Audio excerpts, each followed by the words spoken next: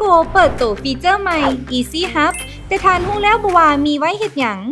สรุปให้ฟังง่ายๆ Easy Hub คือกระดานซื้อขายคำที่ให้ทานซื้อขายคำได้ดังใจในราคาที่มักเพียงแต่เติมเงินจากบัญชีธนาคารหรือเติมคำจากแอป Easy Go ก็สามารถซื้อขายได้ทันทีตามเวลาเปิดปิดของตลาดวิธีใช้ก็ง่ายๆใน4ขั้นตอนที่ 1 ผูกบัญชีธนาคารเป็นธนาคารพัฒนาลาวหรือ LDB Bank เด้อขั้นตอนที่ 2 เติมทรัพย์สินเข้ากระเป๋าจะดึงคำมาจากแอป Easy Go ของเฮาหรือจะโอนเงินสดมาจากแอป LDB Trust ก็ได้คือกัน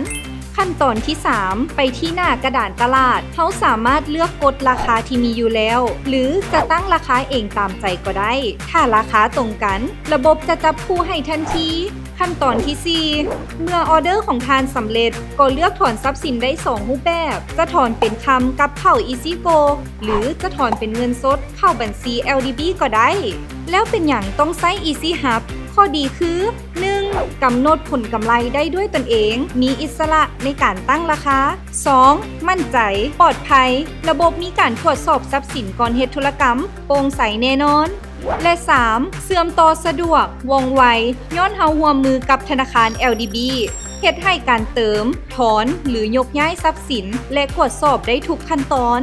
ซื้อขายคำได้ดังใจในราคาที่มักอย่ารอซ่ามาเริ่มต้นออมและลงทุนคำกับ Easy Hub ไปน้ำกันได้แล้วมื้อนี้